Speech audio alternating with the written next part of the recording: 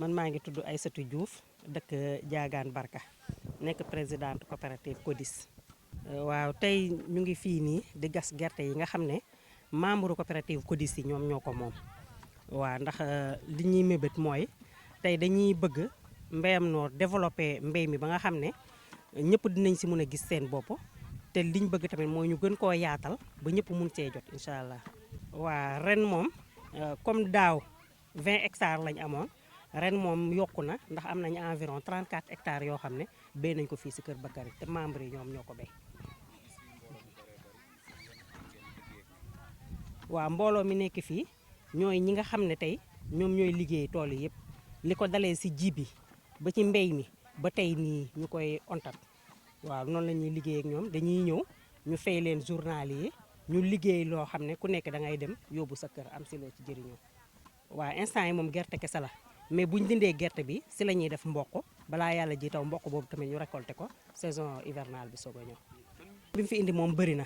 ndax tey boo xoolee heure bii daawuñu def dara bu nawet bi xasaan ba wàcc rek kenn du def dara duñu am benn occupation dañuy añ rek toog wala ñu xëy toog waaye fi mu ne nii tey saa yoo xëyee rek am nga loo war a liggéeyi waaw te lépp loo xam ne loo si liggéey la rek di nga ko jëriñoo si sa biir kër ak sa njaboot. muy xeex emploi bi parce que tey képp koo xam ne bëgg ngaa liggéey te mën a liggéeyi àll bi rek soo ñëwee fii nii di nga gis loo liggéey ndax si biir tool bi nii dañ ciy employé ñoo xam ne employé direct lañ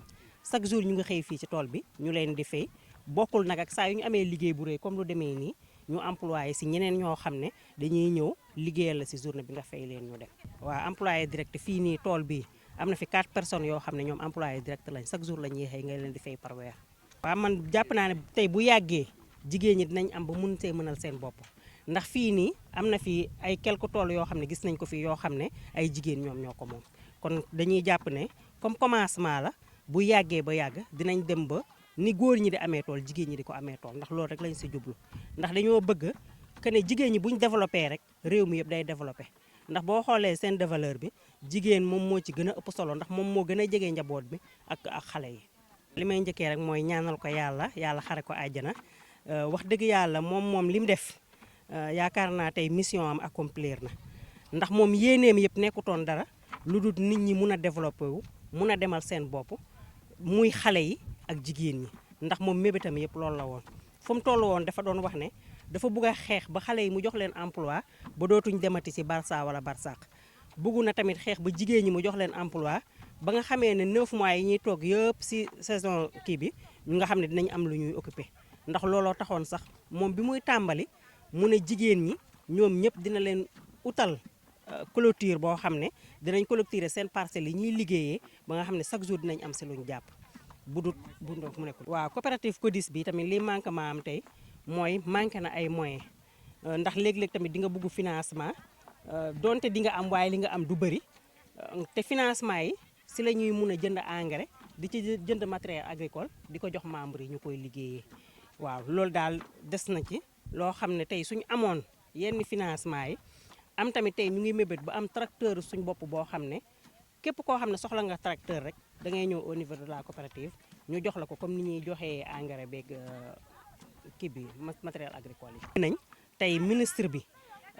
saa yu ñuy def lii dañ koy lancer appel bëgg mu ñëw nga xam ne dina ñëw soutenir coopérative CODIS nga xam ne pour mu mun a soutenir membre am yi mu gën a mun a yaatu ci biir département bi parce que tey boo xoolee turu coopérative CODIS Sine Saloum ñoo ko seq te tey dañoo bëgg li am fii nii am ci bépp kii yi nga xam ne coopérative bi mu ngi fay enclavé. Je m'appelle Chérif Abdoulaye Faye membre de la coopérative CODIS bokk ci mouvement jàppoo suqali suñu gox ancien ami de Mohamed Nazir Cissé dont nous regrettons la disparition et qui a beaucoup fait dans le cadre de la culture hors saison au niveau de la commune de Diagane Barka. Toute activité mérite une sensibilisation pour que la population s'en approprie. Alors, il est évident que Mohamed Nazir Cissé avait commencé par chez lui, Kër Bakary Cissé. Mais voyant les résultats de son travail, il a jugé nécessaire de l'étendre dans la commune de Diagane Barka et voir tout le département de Foundiougne et si on peut dire ainsi même toute la région de Fatick. Mais pour ce faire, il faut assurer les gens que nous sommes dans un domaine très rentable qui produit et qui fait des résultats. C'est la raison pour laquelle vous qui êtes des porteurs de ce message, d'information qui pouvez sensibilisation toute la population, nous vous invitons à l'heure de la récolte pour que vous voyez ce qui s'est fait, vous voyez les résultats sur place et nous aider à faire la sensibilisation et et la promotion de cette culture hors saison. C'est ce qui explique donc la journée d'aujourd'hui. Nous avons fait l'estimation au niveau de Kër Bakary Cissé. Et là, on peut vous donner la liste des producteurs et de numéros de téléphone. Parce que l'année dernière, lorsqu'on parlait de 21 hectares, les gens en doutaient. Mais cette année, nous avons dénombré 34 hectares ici même à Kër Bakary Cissé, sans compter le nombre d'hectares cultivés à Diagane Barka, le nombre d'hectares cultivés en Dofandari et dans les autres localités de la commune de Diagane. Donc, globalement, en moyenne, on peut s'assurer qu'il y a au moins 40 hectares cultivés dans la commune de Diagane Barka, en arachide tout court, sans compter les autres spéculations. Enfin, c'est qu'il y a toujours un plus-value là-dedans. Nous cultivons nos champs, mais il est évident que lors de la récolte, nous avons besoin de main-d'œuvre. La population, ces dames qui sont là, avec l'accompagné de leurs enfants et de leurs familles, nous sommes en période de vacances. Chacun donc gagne son pain à travers cette journée. Donc elles sont payées, ce n'est pas gratuit. Donc nous les mobilisons parce que lorsqu'on faisait la culture hors saison, non seulement le producteur va en gagner, mais aussi c'était pour mettre, parce que l'objectif initial de Mohamed Nazir Cissé, c'était de maintenir la population sur place et la jeunesse sur place. En quoi faisant? En leur offrant au moins un emploi. Dans chaque terrain, dans chaque hectare, il y a au moins 2 jeunes qui sont payés mensuellement. Et maintenant, lors de la récolte, nous faisons appel à une main-d'œuvre locale, les dames, la jeunesse, etc. Et chacun y voit donc son compte. Donc elles sont payées journalièrement. Il y a beaucoup d'argent qui est donc débloqué lors de la récolte. Contre le sous-emploi, contre la pauvreté, mais contre aussi l'exode. Alors, l'actualité d'aujourd'hui, c'est le départ de la jeunesse vers l'extérieur. Alors qu'on peut rester au Sénégal,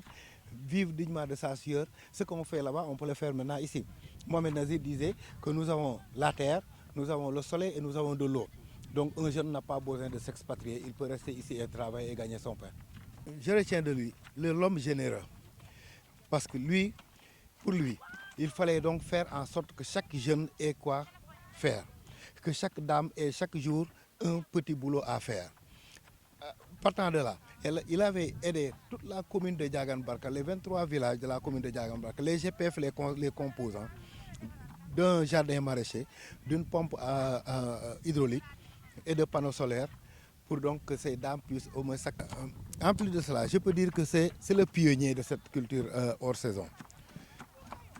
Et ce qu'il disait, c'est faire en sorte que la jeunesse reste sur place. Donc je retiens de lui donc, sa générosité, son sens élevé surtout de l'innovation. Parce qu'on ne savait pas que pendant cette période, on pouvait récolter de l'arachide avec un si bon rendement actuellement. Mais aussi, il était très généreux, surtout sa générosité, mais un homme très pieux. Honnêtement, nous regrettons son départ, nous prions Allah pour qu'il l'accueille dans son paradis céleste. Bon, en fait,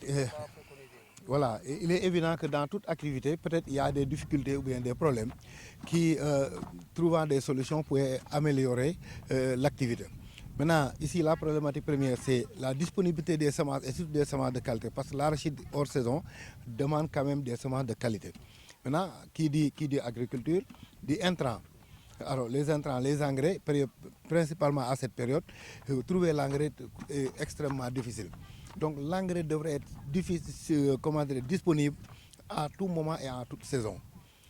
Et cet engrais doit être aussi subventionné pour que ces gens-là qui s'activent dans la culture hors saison puissent trouver cet intrant à tout moment. Ça, c'est deux. Deuxièmement, nous pratiquons toujours l'agriculture traditionnelle, c'est-à-dire l'attelage animal. Or, nous devons, pour plus embraver beaucoup plus d'espace, quand même faire recours à la mécanisation. Alors, le ministre de l'Agriculture parle toujours de mécanisation, mais on pouvait nous aider donc soit en appuyant la coopérative pour qu'elle dispose au moins d'un tracteur, ou bien les mini-motoculteurs, faire en sorte que ces petites machines-là soient disponibles au niveau des paysans. Parce que pour 1 hectare, on n'a pas besoin peut-être d'un grand tracteur, mais quand on a un petit motoculteur, on peut faire son travail sans difficulté et avec un bon rendement. Donc voilà des problèmes auxquels nous sommes confrontés et nous demandons quand même l'appui de l'État pour que véritablement cette activité puisse encore voir le jour davantage dans la localité et à travers la région. Merci. ñu ngi tudd Alaaji Cissé dëkk fii si Kër Bakary Cissé. yàlla bu baax di nuyu jàmm yàlla di leen siyaare. waaw liggéey bi wax dëgg yàlla depuis mu amee nu fi nekkee ñu ñoo àndoon nekk si ba tey yàlla def li gën ñu am fas yéene continuer liggéey bi te wax dëgg yàlla ñu ngi si am résultat bu baax a baax ndax wax dëgg yàlla lii yëpp xaj na si ba mu fi béyeekoo lii fekk nañu taxawal mais taxut dèjà yokk na ci ay hectares yoo xamante ni nekkut fi woon am na yoo xam ñun ñoo ko moom am na yoo xam ne moomuñ ko mais loolu yëpp lu tax ndax liggéey bi yaakaar naa li si ëpp lu initiative yi dëgg muy pour suqali gox bi dimbalante ak jaamu yàlla yi loolu nag wax dëgg yàlla ñun bëgg nañu see def suñu kéemtalaay kattan xëy na matal lépp du yomb nag waaye bëgg nañu def suñu kéemtalaay kattan ba tey bëri na suñu doomu baay wala suñu mag ñoo xamante ne tey seen tool yi sax ñun ñu ngi leen koy grillagel nañ leen ko ba bën na leen si mini forage ba xel ñoom ñëpp ñu am ci luñ jàpp de bay noor ak nawet ndax loolu lañ jàpp ne mooy suqali réew mi loolu lañ jàpp ne mooy suqali commune bi te ñun nag loolu rek moo ñu ñor xëy na lii mën nañ xam ne xaalis neex na mais li si ëpp ñun defuñ ko pour xaalis dañ ko def pour plaisir ndax yaakaar ñun ñi nga xamante ne ñoo seq entreprise bi nii wala tool yi ñun ñu ko seq ñun kenn newu fii nii ñun ñëpp ngi Dakar te képp ku ne kenn si ñun kenn bokkut sa morom liggéey ñun ñëpp ku nekk sa liggéey bopp nga yor yaa ngi yor Dakar sa petite entreprise di góorgóorlu di liggéey di fay si soxla yi kon lii nii yaakaar naa ne dañ ko def pour suñ dëkkandoor yi ñëpp ndax dañ naan dégg si mag ñu ne kër bu nekkee taw bi rek moo fa réussir loolu du réussir loolu échec la moo tax ñun li ñu gëm Kër Bakary ñëpp dañoo war a am ci luñ jàpp ñëpp dañoo war a am ci luñ mën a fajee seen soxla bu baax a baax noonu lañ ko gëmee nag si Kër Bakary noonu lañ ko gëmee si commune bi yëpp noonu lañ ko gëmee si département bi ba si région bi yëpp nag ndax suñu mag Mohamed Nazir loolu la bëggoon. waaw bi mooy suñu première récolte si nawet. war a récolte si hectare ñun personnellement rek parce que mën na 10 hectares lépp si gerte gi la ndax saison par saison lañ koy def tey liñ béy si gerte noonu yëpp buñ paree dañ koy bay si mboq bu mboq mi paree ñu bay ko xaal ndax étape par étape lañ koy def instant bi ñu paree si gerte gi nii rek mboq la ñu bay balaa yàlla ji di taw mu ñor wala bu yàlla ji commencé taw rek mu ñor. waaw mbooloo mi wax dëgg yàlla ñun ñëpp dañuy ontat buñ paree ñu fay leen ku nekk li nga ontat moom lañ lay fay mais ñii dañu wàccaale 4000 ñii dañu wàccaale 5000 waaw mais ñun ñëpp tey ku si wàcc rek incha allah bala nga tëdd sa lal dañ ko sa xaalis jox la. xam nga coopérative bi ñu ko waxee mën naa wax ne commune bi yëpp ci lañ bokk wala département bi wala lu ëpp département bi sax ci lañ bokk mais tey ñu nekk rek dafa am ci lu ñu féetee mais tey kuy suñ papa dëgg-dëgg mooy coopérative bi moom moo ñu boot di ñu dimbali ci lu bëree bëri tey engrais beeg jiwu yeeg machine yu war a béy ak yëpp ci coopérative bi lay jaar kon coopérative yi wax dëgg yàlla mu ñu jàppale bu baax a baax ndax man mi wax ak yow nii man 300 ci gannaaw wala 400 ci gannaaw man jënd naa tonne engrais usine ba Dakar jënd naa ko 400000 tonne urée bëgg naa ko fii nii dem naa ba Diourbel pour uti ko damaa luy oto fi dem ba Diourbel jëndee ko fa 420000 te loolu yëpp wax dëgg yàlla guddi ñu toll ñu ko amee wax dëgg yàlla li gën a mooy loolu fuuf te loolu yëpp lu ko waral mooy coopérative bii nii kon loolu ñu ngi sant bu baax. suñ doolee suñ secret mooy àndoor a nekk benn ndax li ñu wax rek nit bu ngeen àndee te ànd bi nekk dëgg rek yàlla da siy jàpp moo tax liggéey bi amuñu ci benn pression amuñu ci lenn loo xamante ni jaaxal nañu si li ñuy liggéey xam nañ ko maîtrise nañ ko te ñi ko seq amul kenn koo xamante ne xaalis bi intéressé na la dëgg-dëgg dañ ko def pour dimbali population bi waaw moo tax liggéey bi wax dëgg yàlla jëfewul daal. mbayam noor ak mbayam nawet am na différence mën naa xam différence bu bëri tey mbayam nawet dèjà ndox moom bu si asamaan si lay bayee ko moom doona tey laay roose wala suba laay roose suñu borom mooy sob heure bu ko neex roose mbayam noor yow yaay xool heure bi nga bëgg a roose nga roose ko yaay xool ni nga ko sentir nga bayee ko yaay xool boo bayee ba mu ñor mbayam nawet yu bëri gerte gi mën naa si loxo état la dépendre mais mbayam noor bi nañu wax ne ay privé ñoo koy jënd moom jokkuwut état dara tey gerte gu wow prix bu seer ba seer daa ngi si 300 310 315 mbayam nawet bi gerte gi yaa ngi ko lu mu gàtt nga ni ko jaayee 500 jëm ba 800 kon yaakaar naa seen différence bëri na trop. waaw ñun nag yàlla fi ñu boolee 3 bana ñoo xam ne ñoom benn igul lañ sax mais 3 personnes lañ ñoom wax dëgg yàlla at yi yëpp ñoom la ñu liggéey ñoom lépp lu ñu récolté rek ñoom ñoo ñëw si tool bi peese ko fii sarte ko yóbbu fay ñu suñu xaalis. waaw état ka mu ñëw gën see dugal loxoom rek mu gën a yaatu ndax lii nii ñi nga seq mën naa dañuy góorgóorlu waaye seen doole demewul noonu te yaakaar naa lii ñun liñ gëm mooy dimbale population bi mooy dimbale askanu Sénégal mooy suqali suñu réew te suqali réew nag yaakaar naa ne privé bu ne da nga ko def da ngay góorgóorlu rek waaye ki si man dara dëgg-dëgg mooy état waaye ñu nag lépp luñ man dañ ko def waaye nag ñu ngi woo état mu ñëw jàpp si bu baax a baax. yëpp mën naa wax tey bu ñu amoon xaalis dina gën a yaatu tey soxla nañu ay tracteur ndax tool yi saa boo paree da nga ko lëbëre ba da nga koy jiyaat engrais bi wax dëgg yàlla ñu ngi si góorgóorlu mais bëgg nañu gën see góorgóorlu ak urée bi waaw parce que même bana yi ñu liggéeyee tamit ñu gën leen a jàppale ba nga xamante ni ñoom saa bu ñu leen soxla mu gën a yomb si ñoom ndax des fois dañu am moyen de transport da ci am dañu am problème transport loolu yëpp état da si am cër boo xamante ni moo si war a gën a jàpp bu baax a baax daal. macha allah ñu ngi gis suñu bopp si liggéey bi trop li ñu njëkk di wax mooy sunu nijaay mën na seeru ñu koy ñaanal yàlla xare ko àjjana. fii suñ si mën a liggéey di gis suñu bopp lépp sama nijaay la ndax dafa dem ba sa réew ma mu gis fa mbay moo xam ne nii leer na ko ni su ko indee Saalum fii ku si jàpp di nga mën a gis sa bopp mu ñëw amul benn kiñaan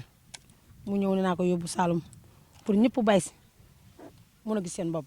macha allah. ñun jigéen ñii léegi dematuñ si xew tukkeetuñ dematuñ fenn ndax soo xëyee yow sa njaboot mun nga wàccaale 10 000 wala nga wàccaale 5 000 man de sama classe gi moom macha allah ñu ngi ci gis seen bopp bu baax a baax a baax a baax di gërëm suñu nijaay alaaji Baabu ak ñoom Masamba ñëpp ñu fi ne ñëpp ndax dañoo yéene liggéey bi su xaasee ba ñor dañuy yónnee ndaw ba sa kër ga ñu ne dem leen wax waa kër ba seen ne leen ñoom ñëpp nañ ñëw si liggéey bi suñu ko defee ñun tamit suñu xale lu ñu leen wax dañ ciy kontaan daal macha allah. xale yi saa ñu xaas ba nu may ontan nii xam nga joboon moom mooy loolu soo xëyee sa xale yi ni mburu wala ñu ne café seen daal dagg seen yére xotteeku lépp si li nga koy jëndee sa bureau diw bu jeexee da ngay tee sa xaalis dem pa si jënd jël sa welo nga ñëw togg sa ceeb bu neex tay sa jëkkër mu lekk ba xolam sedd su la joxee nga togg su la joxul nga togg loolu moom ñu ngi ko see sant di ko gërëm waaw. surtout si mu yokk si kër gi man de suñu dëkk gëj naa fa lu depuis ñaari at yàlla taxuma fa ndeg liggéey bi ndax su ma demee la ma fay jëlee duñ ma ko jox te ma liggéey ñaqa sama bopp moo ma gën a dem di laaj sama papa wala may laaj sama mag waaw loolu daal moom sant nañ ko si ñu ngi ko see gërëm. noor bi daal macha allah waaw moom kay yal na yàlla may doole ñu ko gën a defee rek ñun ñëpp ñu mën see gis suñu bopp barke Seydina Mohamed merci Fatou Gueye waaw.